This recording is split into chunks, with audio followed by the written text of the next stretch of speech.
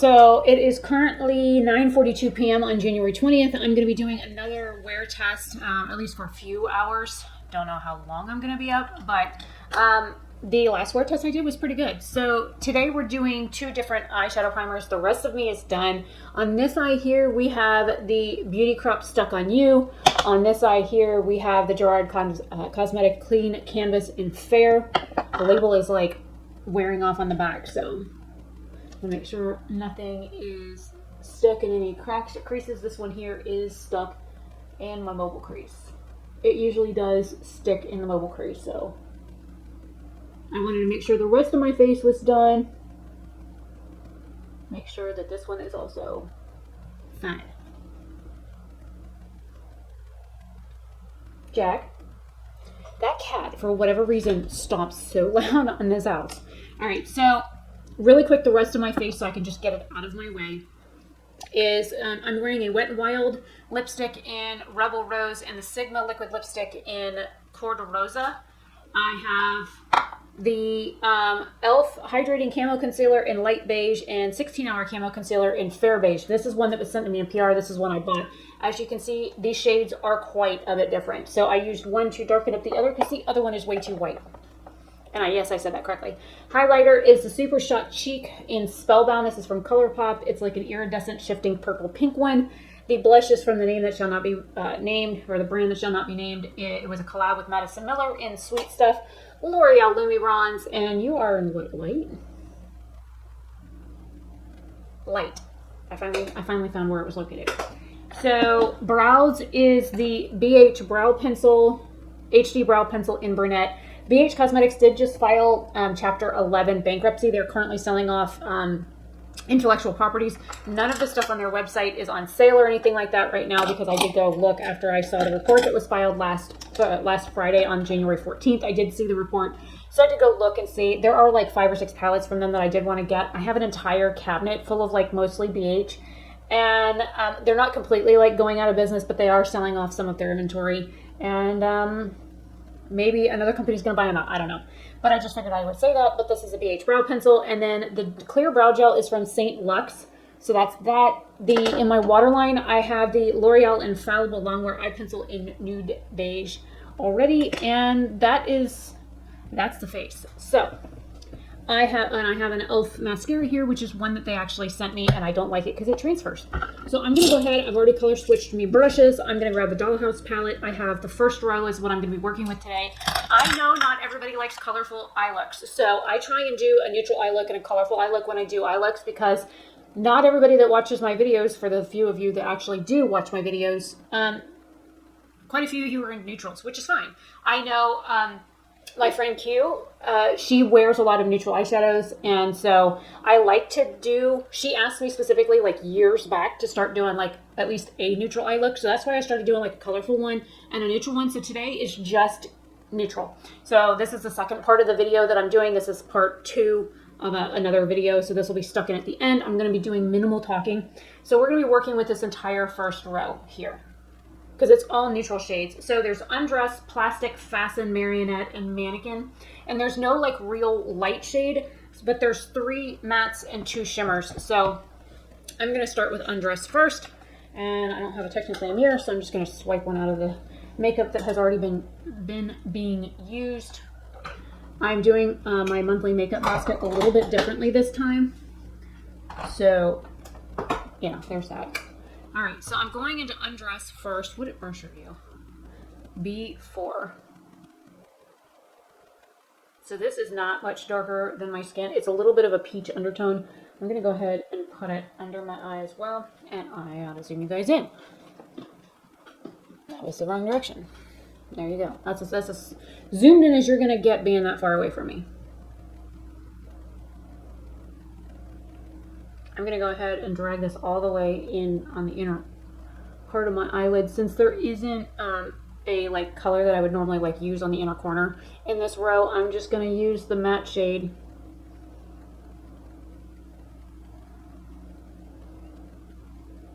And I'm going to stick with a rounded look today instead of like a wing. I did a wing on the last look. Kind of also had a diatribe about how people are doing like winged eyeliner now and being wasteful, so Jack, where are you going? Why are you so busy? I'm the one that worked all day, buddy.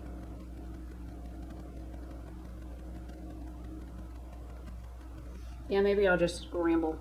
I have had a really rough week. I did not touch makeup at all yesterday because I know my bad vibes on makeup. Man, I worked until almost 10 o'clock last night. I get off at 8.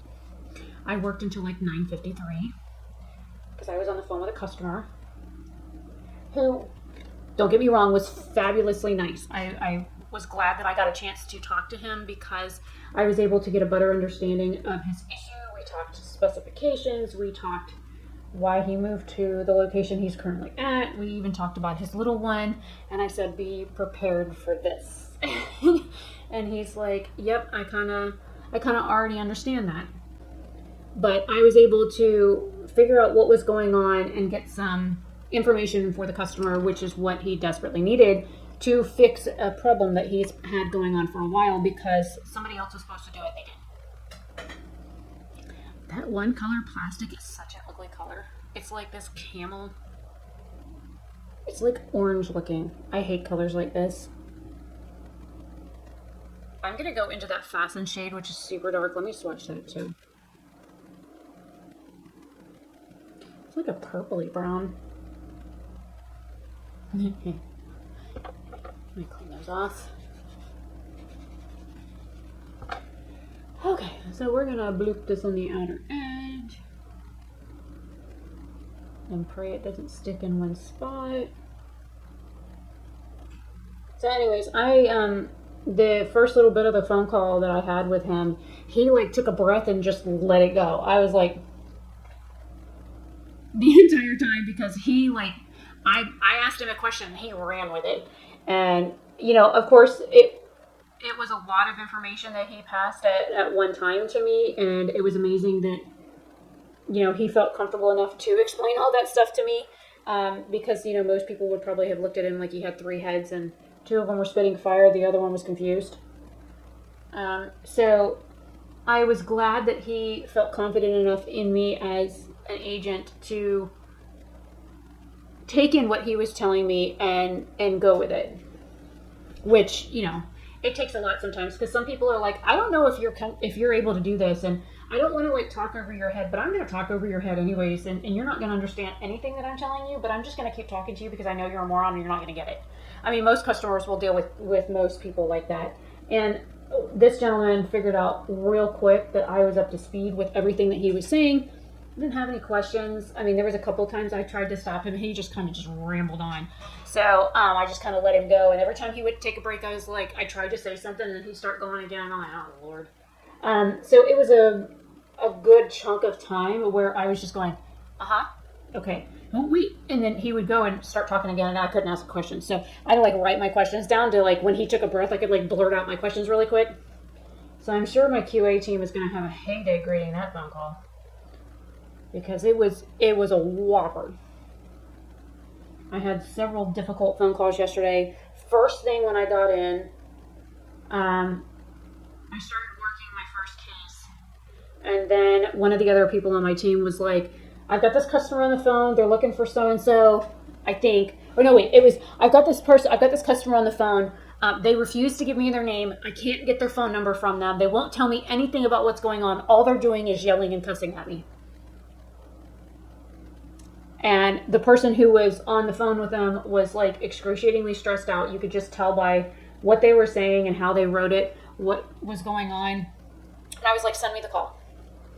Everybody was like, oh no, we'll take it. Don't worry about it. You just got in. I was like, send me the call. I'll handle it. I'm the fixer. I want this brush. This is the B5 brush. So I got the customer on the phone. He cussed and screamed and yelled for another 10 minutes. I mean, he already did that with the last agent. And I finally got him calm enough to tell me his name. He's like, well, I'm sure that they just cold transferred me to you, and I'm sure you don't know anything. And I said, I actually asked for you.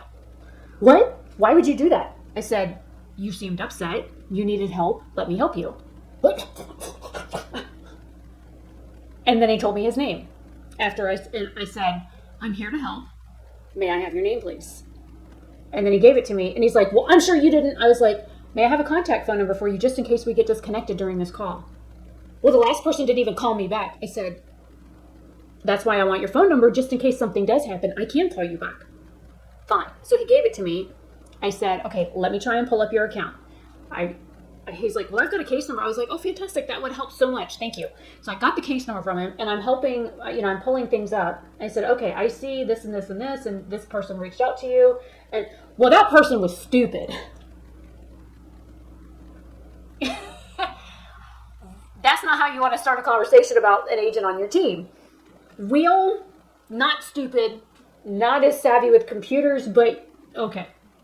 So I talked to the customer for a little bit and finally reassured him that I can help with his issue.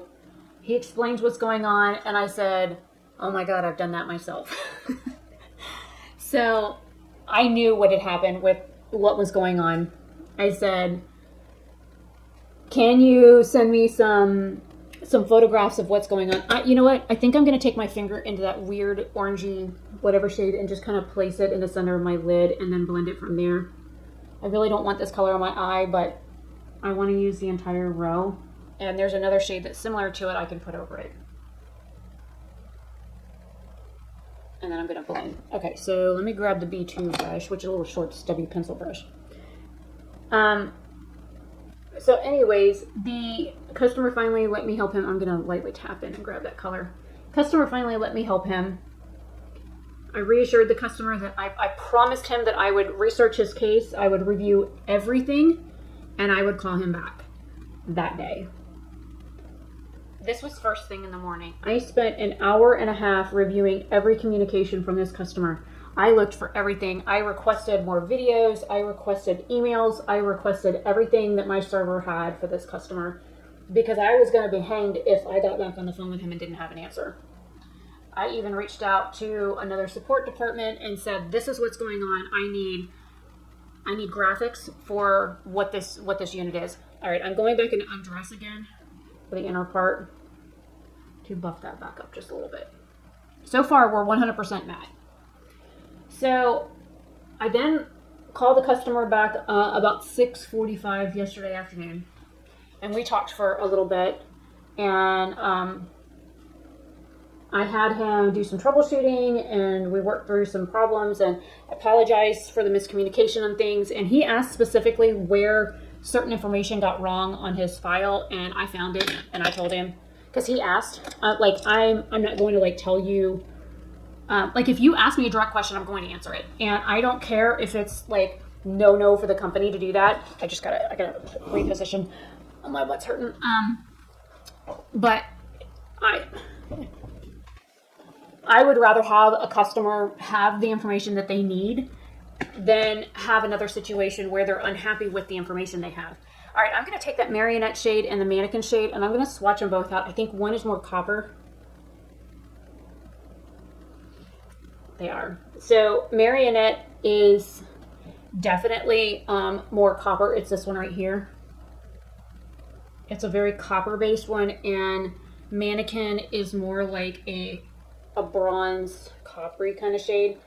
So they're both metallic. So I can tell you they're both in the copper family because bronze or brass is like copper and tin, whereas the other one's just straight copper. That's why the color changes.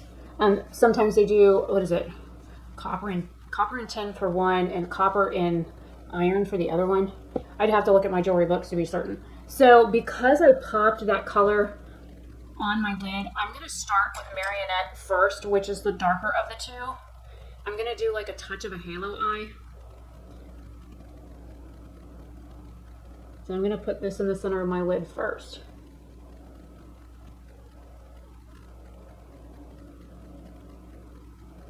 So anyways, we did some troubleshooting steps. I helped the customer kind of fix the problem that they have. But now the problem is that now that it's back where it's actually supposed to be, the customer doesn't realize that their device is now operational. All they want to do is just take the other part off. And I'm like, but your part's now on there properly.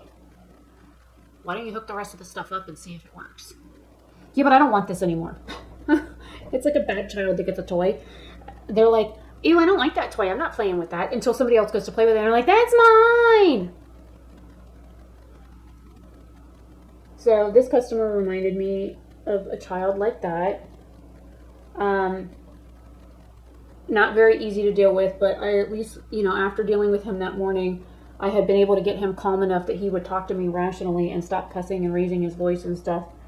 And he works for the post office, so we talked about that for a minute. And then he took his car. He was in the middle of taking his car in to get repaired at one point during one of our conversations, and he was trying to explain to the mechanic what was going on. The mechanic asked a couple questions and he couldn't answer it. I said, does your car have this or this? And he's like, I don't know, but it's making this noise. I said, oh, then you probably have this, and this was what's going on with it. He's like, how do you know that? You don't even know anything about my car. I said, tell your mechanic that you think that that's what's going on. Have them look at it, and they'll answer you yes or no, whether or not it is. And if it is, it's an easy fix. It's going to be expensive, but it's an easy fix. It was what I said it was. He was still shocked that I knew enough about cars and computers to help. All right, I'm going into that Mannequin shade now to go around that other color, trying to avoid the inner part of the eye where I have that other matte shade. I'm going to go up above it as well.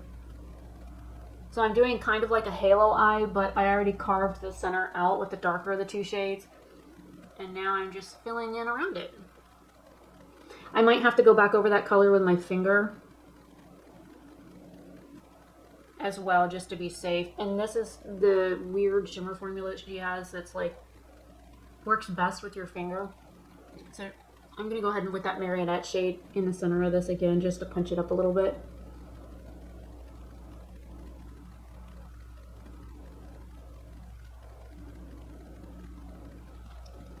Something pretty and simple. Oh yeah, since I have some left, I'm going to put a little under here.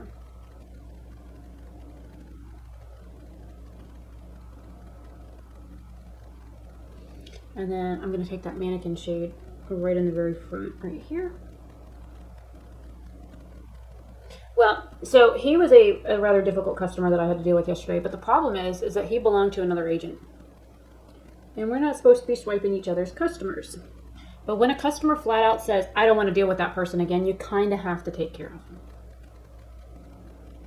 So now I'm kind of on the shit list for taking care of a customer that flat out said, I don't want to deal with the other person. So it puts me between a rock and a hard place, because then you have to reach out to your superiors and be like, customer states that the other representative screwed up royally, gave them bad information, and then didn't even help them with their issue. Documentation was done incorrectly. This was said, this was said, and this was said, and the customers tried to get it fixed multiple times. Past agents have said, no, you're wrong, and argued with the customer. Like, one agent legit sent an email to this customer and said, like, refused to change the information on his file. He said, it's not this, it's this. You have the information on my case wrong. Please fix it. And the agent emailed the customer back and was like, no, it's this, it's not that. I'm not going to change it. I'm like, oh. So there's going to be several people that get talking to about stuff because certain things were done incorrectly with this customer. He sent in like stuff so that I gotta move again. I'm in a lot of pain today. So that we could review the problem and assist him better. But the problem is like the third interaction this customer had with support, they didn't help him.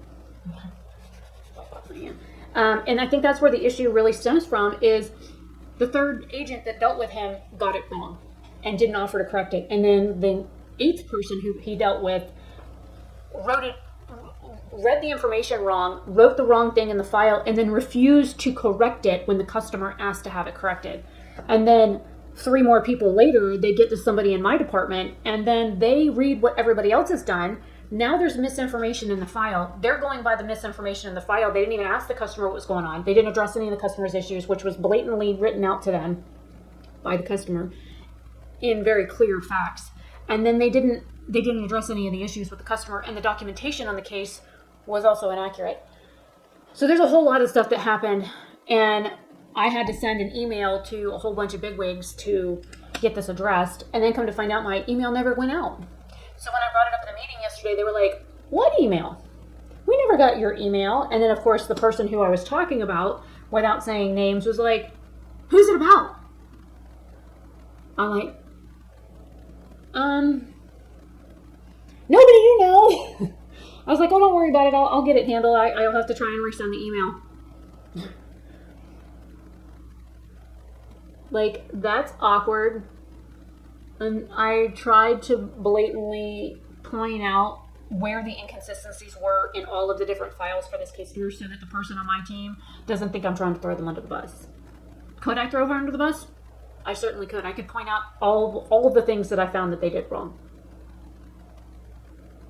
But I did not. I pointed out the mistakes that were made that were brought up by the customer. That's all I did. Customer said this was done. I said, okay, I'll find it. Customer said that was done. I said, okay, I'll find it. Customer said this is what was said. I said, okay, let me go look for it. I'll call you back later. I found all of it. I documented all of it. I sent it in my email through the follow-up stuff for everybody bigwig-wise to check out. Does it involve somebody directly on my team? Nope. Oh, look at the difference that does. Mascara, no mascara. That's kind of creepy with no mascara. So, I mean, it's been a really rough week. I keep getting cases for somebody else because they're no longer with the company. There was an entire team of people that were doing my job before me that got fired. So now every day I get 2 or 3 new customers of theirs to handle. I got one of theirs today. Thankfully, he was super nice. He's like, where's my money? What money? There was no notes in the system about the money. There was no... The email... And he said, he's like, yeah, I got an email from so-and-so saying that I would be getting a refund for this much money. And I said, do you have that email? Could you forward that to me? Because I don't have it. I can't find it. And I looked for it. And I couldn't find it. Because it wasn't on my server. Where they sent this email from, I don't know. But the customer had it, and they can check the server status of that email, which validates the customer's claim that they were offered X amount of refund X amount of weeks ago, and the email said 4 to 6 weeks for that refund. It's been 5 weeks since the email was sent. Customer was like, where's my refund? I was like, I'll check into it. I'll send you an email today before I leave, I promise. Because the way I think about it is, if I promise a customer that I'm going to do something, I'm going to do it. If it's within the parameters of my job and it's something I'm capable of doing, I'm going to do it. Alright, this was the e.l.f. Lash Out Loud Volumizing Mascara. It made these lashes look nice and these lashes look chunky. So I'm going to go ahead and close the palette so I don't stick my elbows in it. Move a few things on the counter really quick.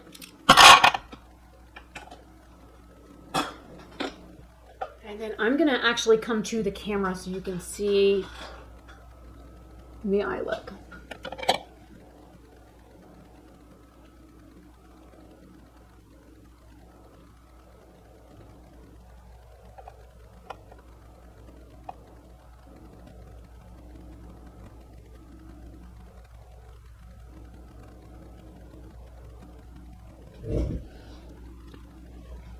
Okay, so what I'm going to do is, it is now 10:14 p.m.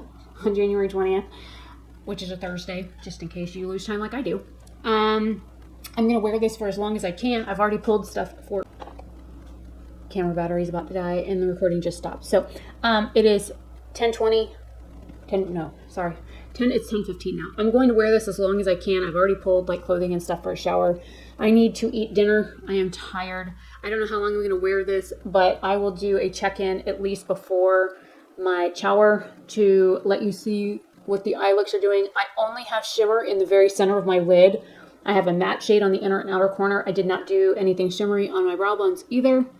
So we'll get to see if the matte shade's also creased because I left the inside of my lid undone. And then that means we only have 2 rows left of the palette to have those completed. So I'll probably do another 2 looks, chatty, get ready with me kind of thing with those last 2 rows, which are these 2 here.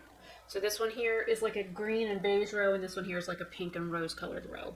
So I'll be doing like these two. I've already used the two bottom shades. So maybe I'll just do a 4-color look, like these first 4 shades on both rows. I'll just do those for another eye look. So there's that. And yeah, let me know what you guys think down below. I'm going to go ahead and do my closing now. And then of course I'll insert the footage like here. Okay, so I'm doing my check-in before my shower. I just threw a lip gloss on because my lips were super dry. It is now 12:58 a.m. Let me look at the eye look. No creasing. And no creasing. So with the last 2 eye primers that I used, the Urban Decay one and the Elizabeth Mott one, I did have some separation and some creasing, but both of them are silicone-based primers. I don't think either of these are. I would have to look to make sure, but I like using the Beauty Crap one because it really does a really good job holding on to eyeshadow. So let me see if I can... Oh, I can zoom even closer. All right.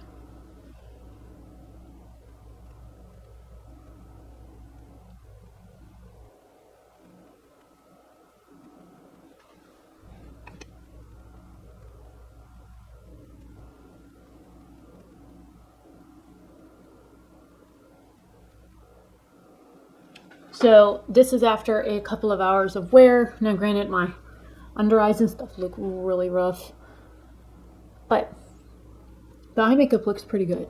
And there's no creasing or anything on the inner part. There's no creasing or anything on the actual shimmer part. And the outer edge still looks intact and fully blended. So that's also very nice. So yeah, oh, that was the other thing I was going to do really quick. All right, hang on, let me put my butt on a stool because I was standing. I said I was gonna do. Kind of got cat hair with no. Okay, so I have this little BH 107 brush. I'm gonna take the bunny palette, and I'm gonna go into this fast. Where am I at? Up here. This one here. It's called Fasten. It's what I used on the outer edge. So I'm gonna load this brush. Grab my wing mirror.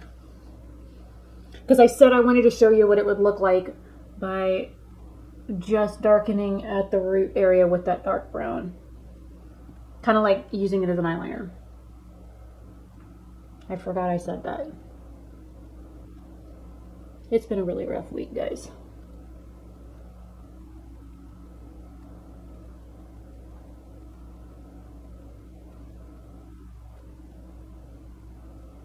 But I streamed for almost 2 hours on Twitch tonight, so until everybody kicked me out and made me go stand in the cold. Told me to fend for myself. Told me I suck.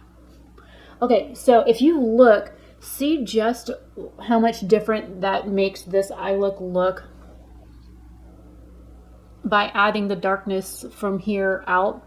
Now, I'm going to go ahead and grab a little bit more, and I'm going to move it on the inner corner as well so you can see what that does. And of course there's like all kinds of like fallout. Brush smells really good. I don't know what the hell I washed it with last, but it smells good. Bubby, you in mommy's chair. I have exactly 1 chair in the living room and he's on it. Okay, now if you look, by adding the darkness on the inner part, it stopped with this lightness that I had right there. So I had this like nice bright open space on the inner part of my eye. Now that I have filled in that first little bit with darkness, it closes that off as well. So because I have closed set eyes where the distance between inner corner and inner corner are closer together than corner to corner on my actual eye. So I have less space here where my nose is than most normal people. So due to this distance being short, it causes my face to be even more narrow. So by adding darkness on the inner part of my eye, it closes this space off. So if you want more space here, leave the light on this part of your eye. Usually you start off with thirds, right? So you have this third, usually you go by the corner of your nose, and then you come usually halfway through like where your pupil is. And then the last third goes from here to the outer edge. So if on your inner third, see where the light is on there? Let me move this. if you look where this light spot is right here on my eye, is that inner third of my eyelid. So if I try and avoid darkness in this region here, from here top to bottom, all the way to the corner of my nose, then this allows my face to look a little bit whiter. By adding darkness on the inside, it closes that space off. And I try not to do that for the simple fact that I already have a squashy face. If you look, my cheekbones are very pointed and then my face sinks in. So I have a very angular face anyways. It's very long and then it kind of comes down, but it's also oblong at the bottom. So because I have a very long and narrow face but a huge nose, I try and leave this part of my face lighter. So basically from here in, I want lighter, and then I work darkness on the way out. So if you've noticed lately, I also have been avoiding blush from here, and I've been putting blush from here out because I noticed that it seems to make my face look less narrow when I just put it like here back. So the closer I get to my nose, the more narrow it makes my face. The further away from my nose, it allows my face to look more open. So if you look, my face looks whiter through here than it normally does, just because of how I've got the shading done between my blush and my bronzer. The same concept goes for your eyes. So the more darkness you put on the inner part of your eye, the more close it's going to give you. Same thing on the outer edge. The darker you do here and in your crease makes my, if you look, it like is my entire eye looks like it's sunken in the back of my head because of how I did the darkness here. And the darkness right along the lash line also makes it look even deeper when I look straight ahead, because now my eye that is deep set is completely looking like it's sunken into my orbital socket due to the fact that I have one eye that's, you know, partially deep set. I've had a stroke. My face is not symmetrical anymore. So just things happen. So hopefully this was helpful, and I will stick this in after the part where I said, and here is where I'll stick it kind of thing. So you'll see this before I finish out the outline. This is the last look that I did where I tested out the 2 eyeshadow primers. So I've tested 4 eyeshadow primers with this palette so far. I have done a total of 6 different looks. I have 2 rows left to use. And yeah, then I'll do like a final wrap-up thoughts of the Blend Bunny Cosmetics Dollhouse palette. And yeah, I will get back to earlier me, or less tired me. There we go. See ya. Okay, so because this bathroom has some pretty great lights in it, and I just finished this makeup look using the first row of the Dollhouse palette from Blend Bunny Cosmetics. Those of you that know me know this is not me. I do not wear neutral eye looks. I feel like I'm wrong right now, but oh yeah, the highlight does make up for it. But here's the eye look. I'm only wearing shimmer in the very like center portion of my lid. I am testing out 2 other eyeshadow bases right now. So that's 4 eyeshadow bases I've tested with this palette. But here is a neutral eye look, aka a basic bitch look. Yes, my hair is slowly falling out of the hair tie. It feels creepy because it's like my hair is, it doesn't know what to do here because we have a water softener now, and my hair is like really like crazy. It's like wavy down here, and up here it's like straight. So it doesn't know what to do, whether it wants to be wavy or not. So I'm just gonna let it do what it's doing. Anyways, I will check in a few hours on my big camera because I'm doing a wear test. So it's like 10 something right now p.m. I got off work a little late because I had a customer email to send. If I make a promise, I'm gonna do it. So anyways, see you guys later. Bye. Of the makeup before I gotta take it off, which will probably be Sans lipstick by the time I get there, because this lipstick is feeling extra thick today. Because I put 2 liquid lipsticks on, and I'm feeling it. But I wanted to do as much neutral as possible because there are people that don't wear anything but neutrals. I don't feel comfortable in this look. I'm like, where's the color? I did go with a little bit of a crazy highlight because it's got like pink and purple in it. But anyways, this is a 2 looks, 1 palette, 4 eyeshadow base look. So I do have a couple of other eyeshadow bases, but these are like the main eye bases that I have. And so because I have 41-year-old eyelids, I have a very definitive mobile crease on both eyes. I have a deep set. I have one eye that's deep set, one eye, well, they're both hooded. I also have downturned eyes. So I have a lot of like factors working against me. Now, if you like this kind of look, then that's great. If you want to darken it a little bit, run some liner or that dark shadow that I used out here, you can run it right along your lash line.